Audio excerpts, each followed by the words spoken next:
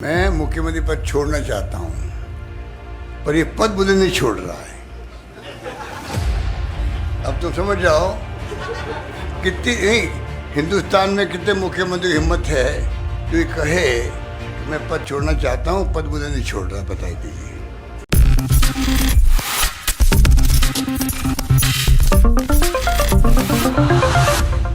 राजस्थान के विधानसभा चुनाव के लिए मतदान की प्रक्रिया संपन्न हो चुकी है। 25 नवंबर के दिन राजस्थान में वोटिंग हुई और अब इंतजार है 3 दिसंबर का, जब नतीजे सामने आएंगे। आखिरकार सत्ता में कौन सी पार्टी आएगी? क्या एक बार फिर से कांग्रेस यहां पर जीत हासिल करती हुई देखी जाएगी या फिर बीजेपी यहां पर अपनी सरकार बनाती हुई नजर आएगी? ये बेहद बड़ा और अहम सवाल उठता है। और ऐसे में एक और बड़ा सवाल ये है कि अगर बीजेपी जीतती है तो मुख्यमंत्री कौन बनेगा? अगर कांग्रेस यहां पर जीत हासिल करती है तो क्या एक बार फिर से जादूगर कहे जाने वाले अशोक गहलोत ही मुख्यमंत्री बनेंगे या फिर किसी अन्य नेता को ये पद सौंपा जाएगा? नमस्कार, मैं प्रांशी राठौर और आप देख रहे हैं नेक्स्ट 9 न्यूज। आज हमारे स्पेशल प्रोग्राम सियासी सच में राजस्थान की सियासत पर एक बार फिर से गौर फरमाएंगे। किस तरह से राजस्थान में हमने देखा है कि सीएम अशोक गहलोत यहां पर दावेदारी करते हुए नजर आए हैं। ओबीसी समुदाय को वह बखूबी संभालते हुए नजर आते हैं। लेकिन यहां पर बात की जाए जाट और गुर्जर समुदाय के बारे में तो कांग्रेस नेता राजस्थान के पूर्व डिप्टी सीएम सचिन पायलट ने इसे बखूबी संभाला है। राजस्थान में देखा गया है कि मतदाताओं ने बीते शनिवार 25 नवंबर को अपने राइट्स को इस्तेमाल करते हुए वोट दिया है, जिस राजनीतिक दल को वह पसंद करते हैं, जिस राजनीतिक दल को वह सत्ता में लाना चाहते हैं। ऐसे में देखा गया है कि भारी मात्रा में वोटिंग हुई है और यहाँ पर जो चर्चा का विषय बनता हुआ नजर आया वो पूर्वी राजस्थान बनता हुआ नजर आया। और पूर्वी राजस्थान क्षेत्र में वर्चस्व आज भी कहीं ना कहीं कायम है सचिन पायलट का, क्योंकि सचिन पायलट गुर्जर समुदाय को बखूबी संभालने में कामयाब होते हुए हमेशा से ही नजर आए हैं। और अब जब राजस्थान में भरपूर वोटिंग देखने को मिली है, बम्पर वोटिंग देखने को मिली है, तो यहाँ पर सचिन पायलट का जो असर देखने को मिलता है, जैसे कि करौली है, दौसा है और यहाँ पर सवाई माधोपुर है, ऐसे कई क्षेत्र हैं जहाँ पर सचिन पायलट का वर्चस्व आज भी कायम है। टोंक से सचिन पायलट ने चुनाव लड़े हैं। क्या एक बार वह फिर से विधायक बनेंगे या फिर नहीं? क्या वाकई में सचिन पायलट जीत हासिल कर पाएंगे या फिर नहीं? ऐसे में आपको बता दें कि 2018 में सचिन पायलट की अगुवाई में कांग्रेस ने चुनाव लड़े, लेकिन मुख्यमंत्री अशोक गहलोत को बनाया गया। लेकिन अब सवाल ये खड़े होते हैं, क्या इस बार अशोक गहलोत को साइडलाइन किया जाएगा? क्योंकि अशोक गहलोत 3 बार मुख्यमंत्री रह चुके हैं, ये तीसरी बार वह मुख्यमंत्री बने हैं। अगर यहाँ पर कांग्रेस सत्ता में आती है तो क्या वह चौथी बार मुख्यमंत्री बन पाएंगे? तो ऐसे में पार्टी के तमाम कार्यकर्ताओं ने खुलकर जवाब दिया है, तो वहीं सियासी जानकारों ने भी अपनी बात रखी है कि अशोक गहलोत इस बार मुख्यमंत्री का पद संभालते हुए नजर आएंगे या फिर नहीं। सबसे पहले यहाँ पर अशोक गहलोत के कुछ यहाँ पर बयान आपको सुनाते हैं कि कैसे वह सीएम पद को लेकर क्या कुछ कहते हैं और किस तरह से सचिन पायलट ने अपनी बातें रखी। सुनिए जरा। मुख्यमंत्री इतिहास में कभी किसी ने कहा क्या? मैं कह रहा हूँ, मैं छोड़ना चाहता हूँ, आज ही कह रहा हूँ, छोड़ना चाहता हूँ, ये पद मुझे नहीं छोड़ रहा है और शायद छोड़ेगा भी नहीं। 2-3 और ले लें सर। संदीप फुकन जी, एक सेकंड माइक ऑन में दीजिए, सबको मिलेगा। गहलोत साहब ने कहा भी उनके पास समय है, सबके सवाल ले रहे हैं। संदीप फुकन जी को दीजिए। नहीं सर, अभी आपने कहा कि जो पायलट साहब के समय सुनिए एक बार, मैं बीच में बोल रहा हूँ। मैंने आपको मौसमी जी खाली मजाक बात सुने। मैंने कहा मजाक के अंदर कि मेरा मतलब पद छोड़ने का मतलब ये है, छोड़ नहीं रहा है कि मुझ पर इतना विश्वास हाईकमान ने किया है। रेयर होता है देश के अंदर, कुछ तो कारण होंगे, कुछ कारण होंगे कि सोनिया गांधी, राहुल गांधी, अगर प्रियंका गांधी मुझ पर विश्वास कर रही है, जो ये फैमिली है जो कांग्रेस को एकजुट रखे हुए हैं, कुछ तो कारण होंगे भाई कि मुझे क्यों बनने का मौका मिला है, कुछ तो कारण होंगे।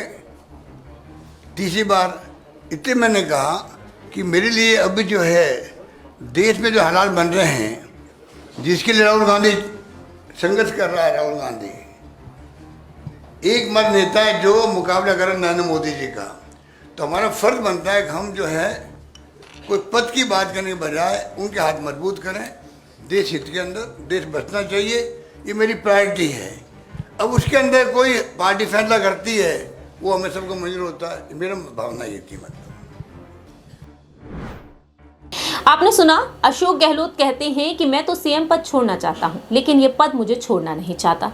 दूसरी ही तरफ उनका कहना एक वक्त ये भी रहा था इस बयान के बाद कि आखिरकार मैं सीएम पद क्यों छोड़ूं जब वोट बैंक मेरे नाम पर आता है। लेकिन सचिन पायलट पर रुख किया जाए तो सचिन पायलट का यही कहना रहा कि कोई विशेष व्यक्ति इस बात का कोई हकदार नहीं है कि वह सीएम पद का फैसला करे। इसका फैसला तो सिर्फ और सिर्फ पार्टी हाईकमान ही करेंगे और देखना होगा पार्टी हाईकमान का इस पर क्या कुछ फैसला होगा। बीते कल वोटिंग के बीच यहाँ पर सवाल तो पूछे गए थे प्रदेश अध्यक्ष गोविंद सिंह डोटासरा से भी। उस वक्त भी उन्होंने यही कहा था कि पार्टी हाईकमान फैसला करेंगे, क्योंकि उनसे भी यहाँ पर मुख्यमंत्री को लेकर सवाल पूछा गया कि अगर यहाँ पर मुख्यमंत्री पद उनके लिए यहाँ पर विचार विमर्श किया जाए तो वह क्या कहते हैं। वह कहते हैं कि अभी तो वोटिंग चल रही है, लेकिन यहाँ पर विधायकों के राय मशवरे से ही फैसले लिए जाएंगे और जब कांग्रेस सत्ता में आ जाएगी तब देखते हैं पार्टी हाईकमान किसे ये पद सौंपते हैं।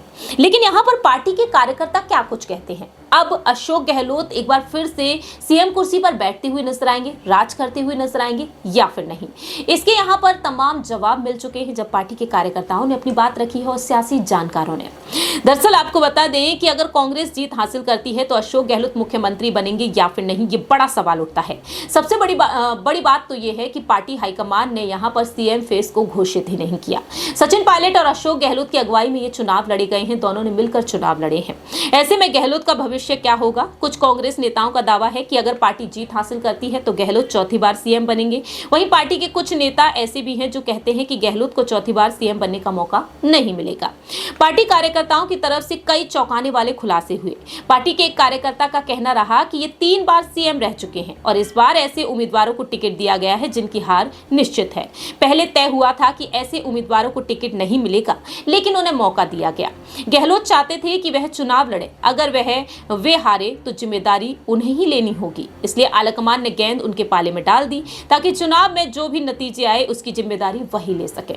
दूसरी ही तरफ यहां पर गहलोत ने अपना अंदाज भी बदल लिया और ऐसे में पार्टी के एक कार्यकर्ता का कहना रहा कि गहलोत ने अपने काम के लिए डिजाइन बॉक्स का मार्केटिंग एजेंसी के रूप में चुना। एजेंसी ने एक तरह से कांग्रेस का लोगो दोबारा लॉन्च किया और इसके लिए सभी विज्ञापन गहरे गुलाबी पीले रंग वाले बैनर, पोस्टर विज्ञापनों के रूप में लगाए गए। हालांकि इन विज्ञापन में पार्टी के तिरंगे वाला लोगो कम ही नजर आया और एजेंसी ने शुरुआती समय में हाथ का निशान भी गायब कर दिया। विज्ञापन में केवल सीएम गहलोत का चेहरा ही नजर आया था। प्रदेश कमेटी के अध्यक्ष गोविंद सिंह डोटासरा ने इस मुहिम के खिलाफ आवाज उठाई और आखिरकार उनकी तस्वीर विज्ञापन में आने लगी। दूसरी ही तरफ यहां पर पार्टी के एक कार्यकर्ता का कहना यह रहा कि ऐन वक्त पर इस एजेंसी ने सचिन पायलट, राहुल गांधी, सोनिया गांधी, प्रियंका गांधी के चेहरों को भी चुनाव प्रचार में उतारा। लेकिन सर्वेक्षणों ने यहां पर संकेत दिया कि पार्टी सीटों की संख्या 70 का आंकड़ा पार नहीं कर सकी। तो राजनीतिक विश्लेषक प्रकाश भंडारी का बयान इस पर सामने आया है। प्रकाश भंडारी का कहना है कि अशोक गहलोत के सीएम बनने की संभावनाएं बहुत ही कम है। अगर सत्ता में नहीं आए तो उनके पास एक ही पद बचेगा, वो है विपक्ष के नेता का। ऐसे में यहां पर आलाकमान ये पद सचिन पायलट या सीपी जोशी में से किसी एक को दिया जा सकता है। एक्सपर्ट का कहना है कि गहलोत के सियासी भविष्य पर क्या कुछ यहां पर हमें देखने को मिल सकता है। रिपीट, वहीं एक्सपर्ट ने सीएम गहलोत के सियासी भविष्य पर भी अपनी बात रखी। यहाँ पर प्रकाश भंडारी जी का कहना रहा कि इस चुनाव में या तो गहलोत या पायलट या कोई तीसरा नंबर नहीं है। चुनाव में ना तो ब्राह्मणों का योगदान रहा, ना ही किसी जाट चेहरे, एससी एसटी का। चुनाव प्रबंधन की कला है, लेकिन कांग्रेस राजस्थान में इसे प्रबंधित करने में विफल रही, इसलिए ये परिणाम हुए। अभी एक और मुद्दा है, वो ये है कि गहलोत के नेतृत्व में एक युवा नेतृत्व तैयार नहीं किया गया, जिसने यहाँ एक चुनौती भी पेश की है।